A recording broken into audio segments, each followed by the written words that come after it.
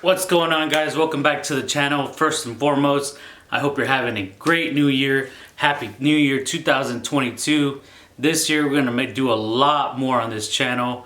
I've been a little bit absent, mainly because we've been doing a lot more of events now. Now that COVID died down a little bit, but now it's starting to pick up again. But today we're going to talk about 10 nightmares that I've dealt with running a detailing business. So without further ado, let's not waste any time. Let's get straight into it. These are in no order specifically. Let me put my phone on vibrate so we don't get any disruptions. This film is not going to be heavily edited, anything like that, because I want to tell you straight up how it is. And a whole lot of YouTubers and detailers don't tell you this. Okay, so in no particular order, these are my top 10 worst nightmares, what I dealt with in detailing. So first, cancellations. Every business is going to have them, no matter what, especially now with COVID. Cancellations are a big thing. And how do you deal with that? Move on. There's no use in crying over it, or even try to rebook them. Rebook the client for a different time. I'm like, hey, I know this day doesn't work for you, or this time. Is there a certain time or another date that we can book you for? And if so, yes. And if not, well, then move on to another customer. There's a lot more cars that need to be detailed, trust me. Number 2, no payment.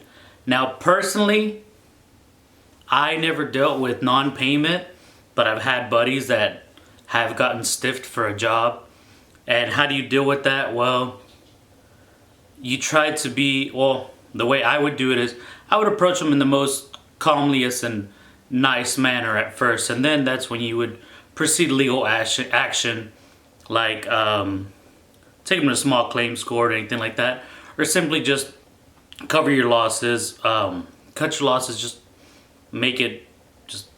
write it off. All right. Haggling, number 3. A lot of people, when you're starting off, will try to haggle your price. So if you're doing a full interior exterior detail, say you want to charge $250 if the car's not that bad, and people will be like, well, the guy down the street does it for $100. Those are the customers that are going to lowball you all the time. They are not going to pay $250. They're not going to do it because they feel like they shouldn't pay for a service that they can drive to down the street and pay $5.99 for a car wash with a speed pass and $20 for an interior. But I'm going to tell you, those interior jobs do not come up to what an actual true professional detailer does. All right, these guys, like, I've seen it multiple times. They'll bring by the car and they say, hey, the guys up the street didn't do a good job. They missed stains. They made my seats worse. They stained my seats. They didn't even vacuum in between the glove box and the seat. So their motto is quantity over quality, while us true professional detailers are worried about quality. We want to deliver a quality product because we want to get more repeat business. All right.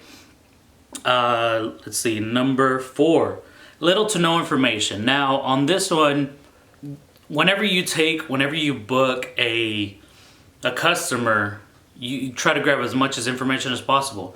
Like, is there water available? Is there shade? Anything like that. Anything you need to know in order that something that won't hinder you from doing your job, your profession, your detailing, right? Some customers will leave everything out. They won't tell you, hey, I'm on the corner of this and this. This is just the address. They won't tell you the car. They won't tell you this. Even though you've asked them multiple times, they won't tell you that. So how do you deal with that? Sometimes if you don't like the little to no information, I'm going to tell you the truth. I won't book them. I will not book them at all because I already know it's going to be a crap job. And sometimes it is, sometimes it's not. More than likely, most of the time, it's not. It's just they're really bad at communicating with people, especially nowadays. A lot of people don't like to communicate. A lot of people don't know how to communicate. All right? So try to get as much information as possible and see where you can go from there. Number 5, the condition of the vehicles is worse than expected.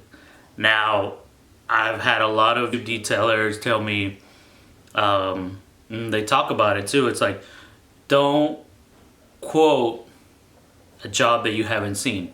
Now, this is 100% true. When I first started out, I would quote jobs without looking at them. I was charging 80 bucks for a minivan, guys. 80 bucks, and everybody knows in the detailing community that a minivan is always trash, no matter what. Minivans are kid haulers, okay? Those kids have no respect for those seats, those interiors. There's gunk everywhere. I did a minivan detail for 130 bucks. That took me 7 hours. And it was just complete crap job. And of course, that was when I first started out. And I didn't ask for pictures. All I asked was for the condition. They're like, oh, okay, it's lightly this and this. I'm telling you, I pulled out 7 garbage bags. I'm talking about moldy peanut butter and stuff like that, okay? But that'll be a different video if you want to hear it. If you want to hear me tell that story, comment down below. Yeah, I want to hear that minivan story. Minivan story, come on. It's a good one, I promise you, but on to the next one, okay? Let me see. Looks like number 6. Customer expectations are too high. Now, when you're growing your detailing business, you can pick and choose your clients. I understand when you're first starting out, you have no say. Well, you do have a say so, but you know if you turn down work, that's potentially money that you're losing out, right? So whenever they call you up, hey, I want my car showroom quality, that's the first red flag right there. No car is gonna go back to factory showroom quality, okay? I'm gonna be honest. When these detailers tell you, oh yeah, we get it back to showroom quality, they're lying, okay? There's gonna be cars that are not gonna come out looking the way you expected it to. There's gonna be interiors that aren't gonna look as great as 100% coming off the factory floor, okay? Stains aren't gonna come out most of the time. Some of them are, some of them won't. Depends on how long it's been sitting there, okay? And it's just, their expectations are too high, and they're not satisfied with it. They don't exactly understand what you're doing. Us as detailers, we try to explain it, but once you say certain words, some people will start to trail off and be like, deer in the headlights. They will. Completely deer in the headlights, they'll stare at you and be like, okay, and they didn't listen to a word you said, okay? Number 7, equipment failure. This is a big one. That's why it's very important that you service your equipment all the time. Like if you're running a generator, do an oil change, spark plugs, stuff like that. Your pressure washers, keep your hoses lubricated, keep the O-rings intact so you're not leaking water, keep your pump serviced, everything, okay? On my rig, I run a 55-gallon water tank, and I'm constantly checking the water pump, make sure it's pumping out at the exact GPM, which is like, I think it's like 2 gallons per minute or something like that. I'm not sure, I gotta look at it, but you gotta service everything. I've had a generator fell on me, but that was user error. That was me. I forgot to turn on the gas. I know, dummy moment, but I forgot to turn the gas back on and the fuel, and it wouldn't turn on. And then my assistant ends up telling me, hey, is this supposed to be on? I was like, oh yeah. So that was user error, my mistake. I admit my mistakes, okay guys? Just like you should too. But yeah, service your equipment, make sure it's working, make sure that you can do the job, make sure that your car, your van, your truck can get you out there to service these vehicles if this is what you're doing. Working conditions. Guys, we're in the cold, we're in the hot. You have to, sometimes we're in the rain, sometimes we're in the snow. Actually, I did a detail around this time where it was freezing out. I'm from Texas, I'm from Dallas, and we had a big freeze last year. And 2 days before I was out doing interior, my steamer was on, but it froze. Like the water inside of it froze. It was that cold. I couldn't do a quality job. I don't know why I booked it, but yeah, it was not fun, and the conditions were just crap, okay? But you have to take care of yourself. If it's hot outside, Make sure your cooler has ice, water, stay hydrated, make sure you eat, because it'll hinder you really bad. It'll take a toll on you. You'll feel like crap. You can pass out, and you don't need to be doing that. No job is worth losing your life over, okay? Keep that in mind. If you feel like you cannot complete the job because of the conditions, simply don't do it, okay? There's nothing more important than your health. Yeah, it's your business, stuff like that, and you don't want to ruin a reputation, but in all, your life is more more important than the reputation that you perceive as a business, okay? I'm not saying go and kill your business because you don't feel like working today. No. If it's too hot and you feel that the safety and you're concerned about your workers and stuff like that are going to pass out, or they can't do it, or somebody's sick, don't do it, okay? Keep that in mind. Your self-care is very important. Burnout. I'm not talking about burning out in the car and stuff like that. I'm talking about fatigue and stress and stuff like that. Running a business is very stressful. It really is, because especially when you don't have a lot of people working for you. When I first started out, and when I still do stuff, I don't have anybody to book calls for me. I book the calls, I do the books, I do all the accounting, I do the payments and process payments and stuff like that. And then on top of that, I'm detailing. So when you're detailing a car and you're knee deep into a minivan that's full of mold and stuff like that,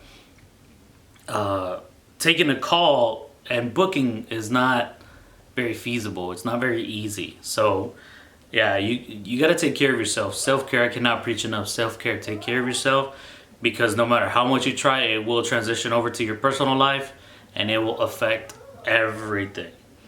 Okay, and last one, the profits. Like I said earlier in the video, if you're charging too little, you're not making enough money, you start to get burned out from working from booking 3 cars a day that you're working yourself to death, and it doesn't it doesn't pan out.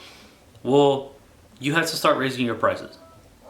I know you're first starting out, you want to get clientele and stuff like that, but you do not want to be the guy that they call for the $20 detail and the $20 car wash on the outside, okay?